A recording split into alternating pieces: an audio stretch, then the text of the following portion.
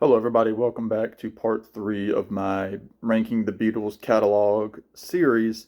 Um, Today, I'm going to start with number 174 and work my way to a number and then call it quits for the day. Sorry, it's been a couple days since I've posted one of these videos. I went to see a concert, wanted to put that up first because it was still fresh, and then just, life gets in the way.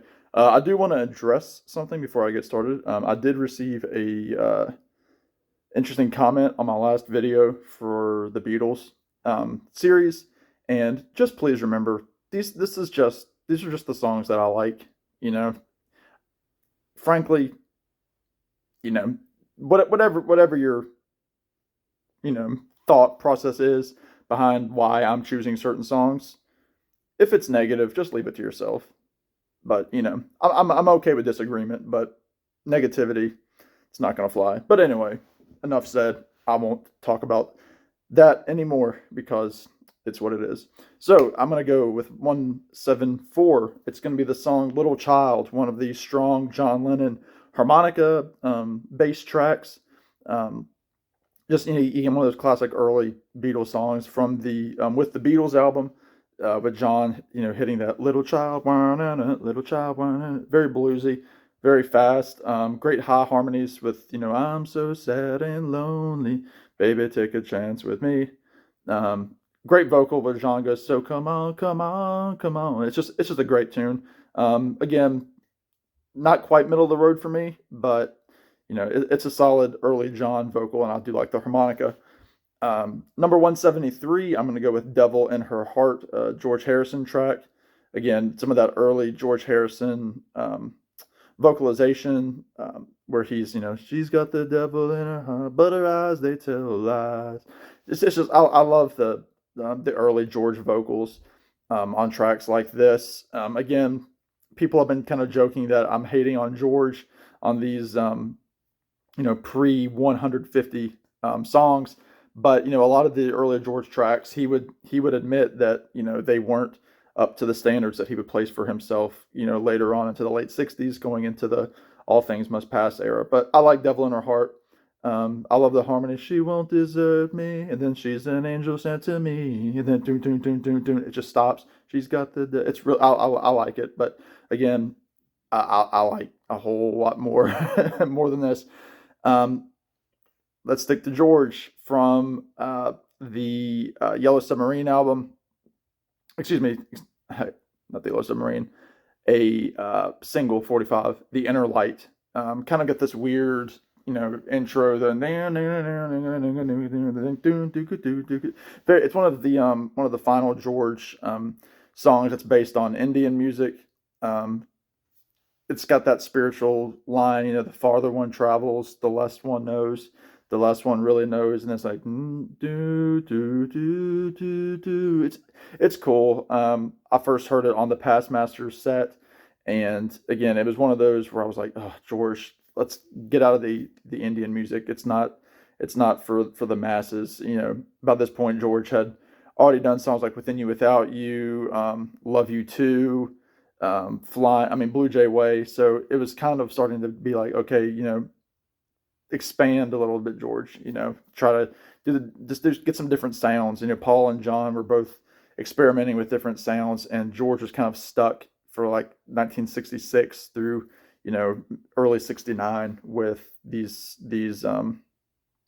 well, I should say late '68, these Indian type songs. But anyway, it's okay. It's not one of my favorites. 171, Glass Onion from the White Album, which I remember the first time I heard this, I thought it was really cool, with all of the references to past Beatles songs, even songs from the White Album like Obla Di Obla Da, which is funny because like when I first heard the song, I didn't put that together where Obla Di Obla Da was from the same album. So I was like, wow, they're referencing another Beatles song that I love. But of course, it's from that album. He mentions "I Am the Walrus" with the Walrus is Paul. It's just one of those clever, kind of John confuse you and make you interpret our lyrics more than they, need to be. It's just kind of silly. Um, I love there's that great, oh yeah, that John hits that grit. Um, they also mentioned Lady Madonna, which was a single in 1968. It wasn't from any album. So it's just really cool that all these songs were flowing within the Beatles at that time, and John put them all into Glass Onion. It's kind of like that weird, like looking through a glass onion, and then it's got that really slow, kind of creepy fade out. Kind of cool. I always thought it was kind of a cool song with all the Beatles references. 170. I know my friend Glenn is going to hate me for having this so high, but it's the song Maggie May from Let It Be. I always love the song. I love how you have the boys singing this old folk song from Liverpool with, oh, dirty Maggie May, they have taken her away. I wish they would have done a full version of the song because I do like it a lot. I love how John goes, Robin the home abound. He's got that, that accent, which is kind of cool. And it's funny because Paul McCartney ended up playing a bit part in one of the Pirates of the Caribbean movies, and he was in like a jail cell just as a pirate singing Maggie May because it would have been a song that they would have sung back in the 1700s during the days of the pirates. So that was kind of cool. But yeah, I've always liked Maggie May, always have. So it's 170 for me. 169, probably the other than Revolution 9, probably the weirdest song in the Beatles catalog, I would say, with You Know My Name, Look Up the Number. I've always liked this song. Again, heard it for the first time on Past Masters. It's the last track on the second disc. Um, all of these different styles. I think it started back in 1967, and some final overdubs were done in 1969. So it was a track that had kind of had some history behind it. It's kind of like you're going into this, nightclub where you hear John say, let's hear it for Dennis O'Dell, and um, you have Paul doing like this crooner, like, you know my name, blah blah blah blah. He's kind of doing like a Bing Crosby kind of thing, and there's like clanking and that sort of thing um, in the background. Really cool. I've always liked the track. 168 from Sergeant Pepper. I'm going to go with Good Morning, which came from a box of cereal that John um, was looking at one day and decided, that would make a good idea for a song. At this time, John was really drawing inspiration from everyday objects. Obviously, he would pull another song on Sergeant Pepper straight from something else, but this is specifically inspired by a box of cereal, where wake up your morning, good morning, that kind of thing. Got those horns, the dun dun dun dun, good morning, good morning. It sounds like this song almost could have been a Who song with like John Entwistle type horns on it. It's kind of at the end, it kind of goes crazy. You're having tea and meet the wife, listening to meet the wife, the show. And then it's just all sorts of music in the background. You can really hear something every time you listen to it. There's all sorts of things going on, but it's number 166 and 167. The Chuck Berry cover Rock and Roll Music from the Beatles for Sale album. Again, this has never been one of my favorite Chuck Berry songs, and I know that there's a horrendous version by the Beach Boys, which I won't talk about. The Beatles obviously destroy that version. They knock it out of the park compared to the Beach Boys.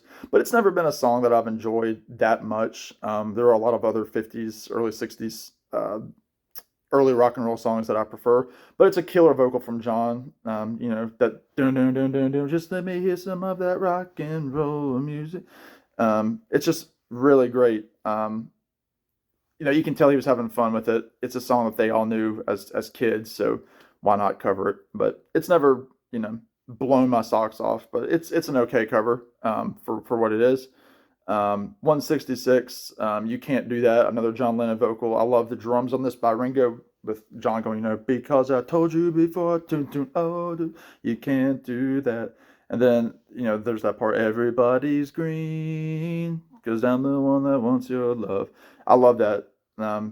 And then he builds up, they laughed in my face. So it's just a great vocal. John had a killer voice. It's a shame that he was self-conscious of it and always wanted to put, effects on it like he would do later on with like, Your Blues and stuff, especially with the Plastic Ono Band. He would just kind of put like a muffled effect on his voice and put it back in the mix. But he had a great rock and roll voice. There's no denying that.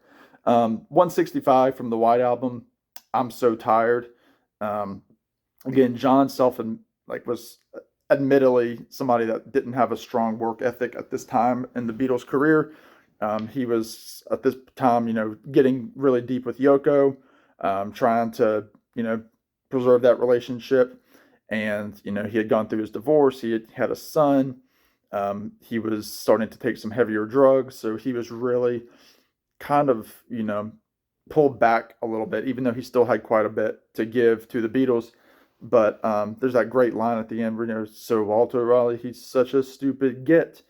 And it's just a really, it's a very different song than anything the Beatles had done. Again, it was written during that time in India where the Beatles were just kind of lazing around with the Maharishi, and they were all about relaxation and kind of doing their own thing. But I'm So Tired. It's interesting. It's almost like you can hear John singing the song laying in bed, kind of like the old SCTV sketch with Eugene Levy as Perry Como, if anybody knows that reference. 164, I'll Be Back from the Hard Day's Night album. Again, a great ending to an album. Great. It's kind of like a precursor to the end that would come later on in Abbey Road. If you break my heart, I'll go, but I'll be back again. It's just kind of like, they're singing to their lover. That's, even though you can do whatever you want to me, hurt me, I'm still going to come back to you. And it's kind of like the end, again, later on. So I've never really thought about that until I did this list, and I wanted to make a point of that. But it's a great track. Like I said, great closer. From Rubber Soul. I'm sorry about that. I keep doing that. From Rubber Soul, the song Girl, which I know John Lennon talked about later on, that when he wrote that song, he was imagining somebody that would eventually be Yoko. So he said, when I met Yoko, I knew she was the girl that I wrote Girl about. But it's really, really, it's a very sophisticated sounding song, with that, is there anybody going to listen to my story? All about the girl that came to stay. It's just a great song with, the background, the tit, tit, tit, tit, tit, tit, tit. It's just, she's such a fool. It's very sophisticated. And, I probably should have it higher up than I have it. But again, I've got 161 songs that I like just a little bit more. But I do love Girl. It's a really, really interesting progressive track, and it really showed where the Beatles were heading. And this isn't just 1965. 161, Money, the cover. That's What I Want. Again, not a track that, in terms of the Beatles cover songs, it's still not one of my top. But, it's, again, a killer vocal by John. You give me mine, that's what I want. You give me mine, that's what I want. It's just, the Beatles can cover anything. They were a great cover band, and they were taking those songs from their youth. They made it work. But Money, again, kind of like rock and roll music, it's just not one that I turn on that often. 160, I believe this is the first track from Abbey Road to make an appearance. Carry That Weight from the side 2 medley. It's just a great part of that whole thing, and I hated to break up the medley, but I did for the purposes of this exercise. And Carry That Weight comes after Golden Slumbers, with all 4 Beatles singing, boy, you're gonna carry that weight. And of course, when you see Paul McCartney live now, he always covers Carry That Weight, Golden Slumbers, the end. He does that medley every time to close, and it's just no better way to end a concert. I had to put this one lower because, again, it's not a fully realized song. I've got that great, reprise of You Never Give Me Your Money that shows up in Carry That Weight. But of the medley, that's not my favorite song from the grouping. So it's number 160. And I guess I'm going to go ahead and stop there. That's a good, clean number to end on. Let me know what y'all think of this episode. Again, you can feel free to disagree with me, but just let's talk civil in the comments. So with that in mind, subscribe, like, comment, all that good stuff. Y'all be good, take care, and we'll talk to you soon. Bye now.